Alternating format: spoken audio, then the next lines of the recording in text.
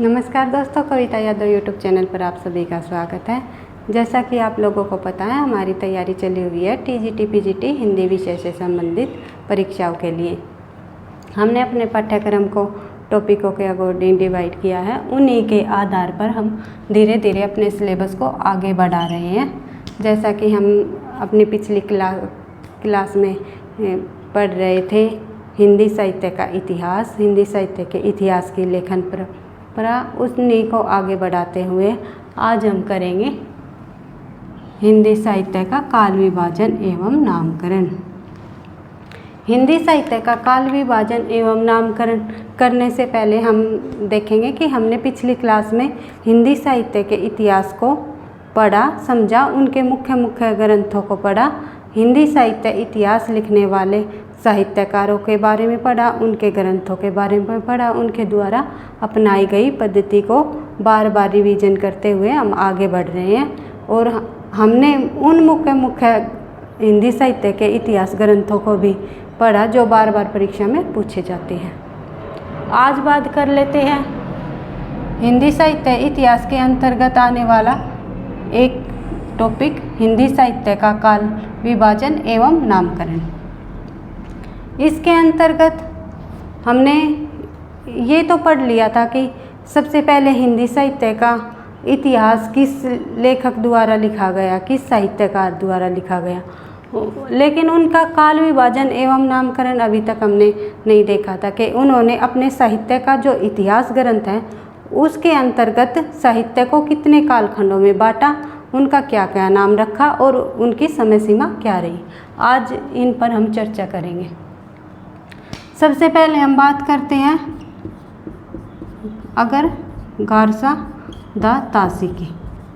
अगर हम बात करें गारसा दा तासी की तो इन्होंने हिंदी साहित्य इतिहास लिखने का सूत्रपात किया था और इन्होंने अपने ग्रंथ इस्तवार दा लिटरेचर हिंदुस्तानी ग्रंथ में सबसे पहले हिंदी साहित्य का इतिहास लिखा, जो कि एक फ्रेंच भाषा में था। और उन्होंने इस इतिहास ग्रंथ के अंतर्गत वर्णानुक्रम पद्धति को अपनाया।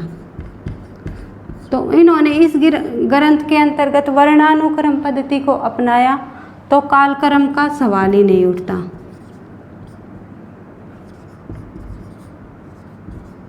इन्होंने कालक्रमानुसार साहित्य इतिहास को नहीं बांटा, वर्णों के आधार पर कवियों के नाम और उनकी रचनाओं को अपने इतिहास ग्रंथ के अंतर्गत रखा। अब बात उठती है कालक्रमानुसार की कि सबसे पहले किस इतिहासकार ने हिंदी साहित्य का कालक्रमानुसार विभाजन किया। तो दूसरे नंबर पे हमारे आएंगे फिर शिव सिंह सेंगर।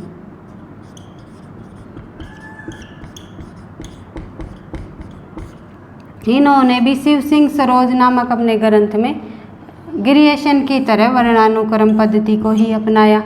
इन्होंने भी काल विभाजन नहीं किया। तो बात आती है अब तीसरे नंबर के साहित्यकार की, जॉर्ज ग्रीयेशन। सबसे पहले प्रथम प्रयास काल विभाजन का, हिंदी साहित्य के काल विभाजन का सबसे प्रथम प्रयास जॉर्ज ग्रीयेशन ने ही किया।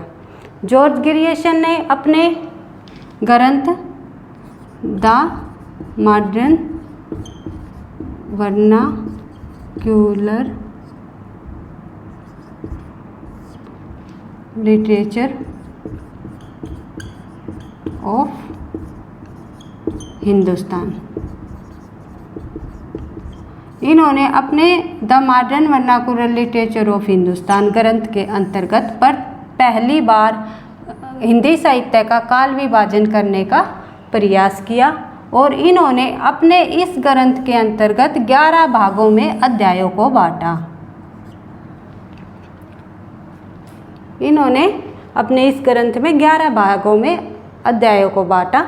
अलग हर एक अध्याय के अंतर्गत उन्होंने एक कालखंड को समाहित किया। जैसे कि उन्होंने ब्रजभाषा से संबंधित एक कालखंड बना दिया, फिर खड़ी बोली से कंपनी के शासन व्यवस्था, विक्टोरिया रानी की शासन व्यवस्था, इस तरह उन्होंने अलग अलग भागों में बांटा, परंतु आलोचकों ने इन्हें उचित नहीं ठहराया। जो विद्वान हुए, जो आलोचक हुए, उन्होंने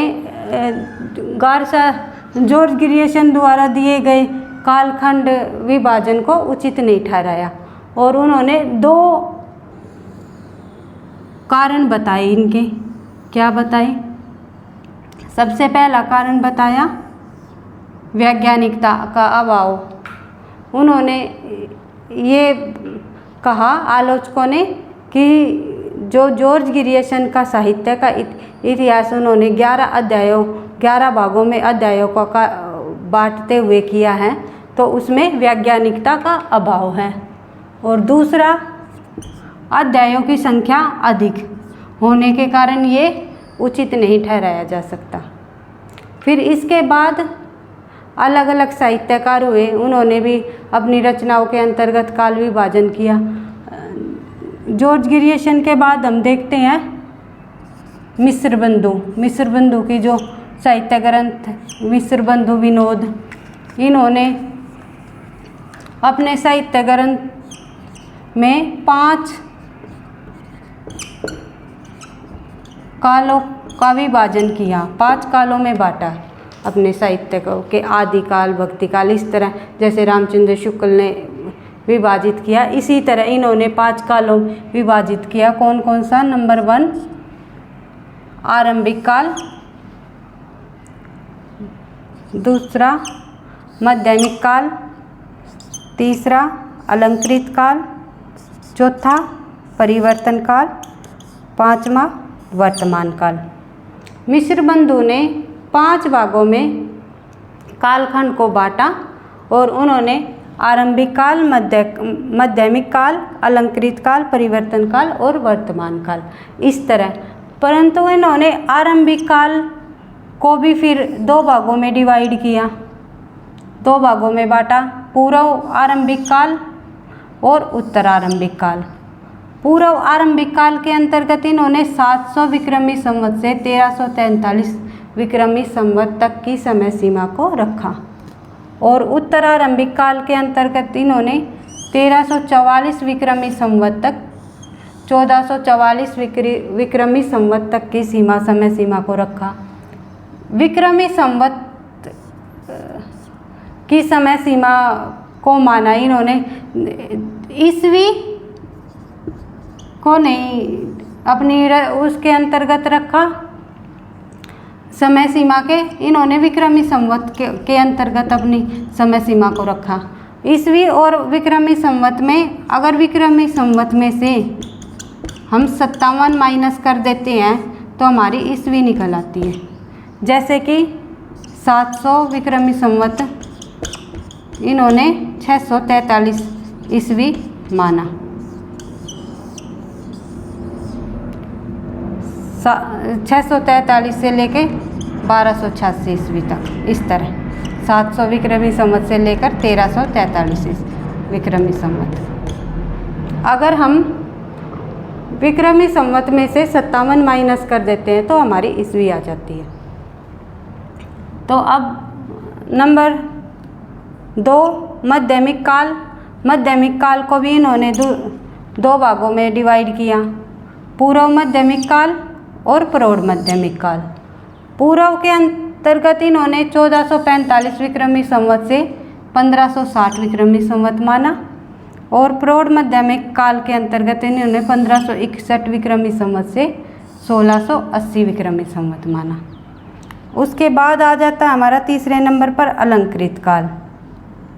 अलंकृत काल को भी 2 भागों में डिवाइड किया इन्होंने, पूर्व अलंकृत काल, उत्तरालंकृत काल। पूर्व के अंतर्गत उन्होंने 1681 विक्रमी संवत 1790 तक और उत्तरालंकृत काल को इन्होंने 1791 विक्रमी संवत से 1889 विक्रमी संवत तक की समय सीमा को माना। उसके बाद चौथे नंबर पर हमारा माना इन्होंने परिवर्तन काल। परिवर्तन काल 1890 विक्रमी संवत से 1925 विक्रमी संवत। उसके बाद 5वें नंबर पर माना इन्होंने वर्तमान काल। वर्तमान काल 1926 विक्रमी संवत से लेकर अब तक, आगे तक। इस तरह इन्होंने अपने साहित्य इतिहास ग्रंथ के अंतर्गत हिंदी साहित्य का काल विभाजन एवं नामकरण और उनकी समय सीमा दी। किन्होंने? मिश्र बंधुओं ने। अब बात उठती है इनके द्वारा माने गए जो काल विभाजन और नामकरण है, क्या इस पर किसी भी आलोचक ने कोई आपत्ति उठाई? तो जाहिर सी बात है इनके नामकरण को भी उचित नहीं था बताया गया। इनमें भी आलोचकों ने कई कारण बताए, जैसे कि अगर हम शुरुआत से देखें, बात करें तो 700 विक्रमी संवत, यहाँ 700 यानी कि 643 ईस्वी। तो आलोचकों ने इस बात पर आपत्ति जताई कि 643 ईस्वी के लगभग तो अपभ्रंश की रचनाएं देखने को मिली है, तो हिंदी साहित्य का इतिहास कहाँ से शुरू हो गया? तो इस बात पर उन्होंने आपत्ति उठाई। एक कारण ये हो गया।